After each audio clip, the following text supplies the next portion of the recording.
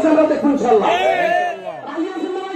ইনশাআল্লাহ মাদক খায়, এই মাদক যারা খায় তাদেরকে একটা হুঁশিয়ার দিয়ে বলতেছি ভাই, যদি কোনো রকম ধরতে পারা যায়, আমি মাথায় পাগড়ি টুপি ভাই, আমি কিন্তু একজন প্রশাসনের কর্মচারী, আমি ডিসি প্রশাসনের কর্মচারী, আমি কিন্তু ডিসি প্রশাসনের কর্মচারী, আমি আমার ছাত্রের সাথে কথা বলছি।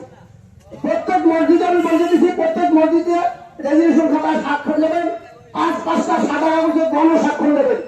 এরপর যারা মাদক খায় আর বেছে, যদি প্রশাসন কোনো ব্যবস্থা না নেয়, আমরা প্রশাসনের কাছে, সরকারের কাছে, বিশেষ করে মাননীয় প্রধানমন্ত্রী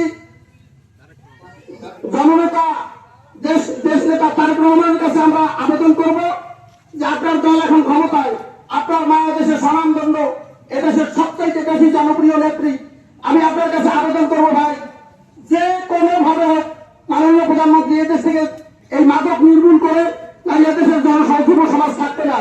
মাদক নির্মূলে যেই পদক্ষেপ লাগে আপনি যদি সেই পদক্ষেপ নেন, আমরা আপনার সাথে থাকবো ইনশাআল্লাহ।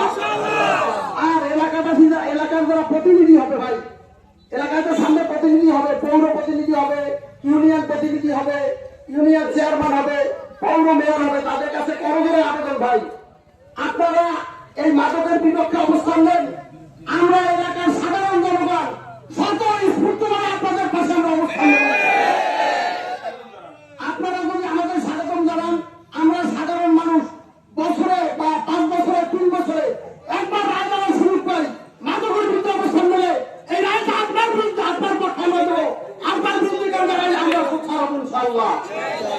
আমরা এই পর্যন্ত 2টা ছেলে 2-3জন লোকের বেশ সারা পাইছি, যেমন আমাদের নিজামুদ্দিন ফকির আমাদের এক ভাই বলছে, ভাই অতীতের জীবন জাগাচ্ছে, আমি ইনশাল্লাহ আগামী জীবন সুন্দর পাবে, মাদকের বিরুদ্ধে আপনাদের সাথে থাকবো, আমরাও বলছি আমরাও তোমার সাথে থাকবো।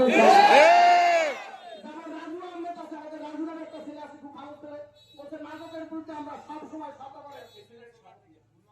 ভাই একটা হুলার থেকে মিছিল আছে, মিছিলটা আমরা একটু স্বাগত জানাই।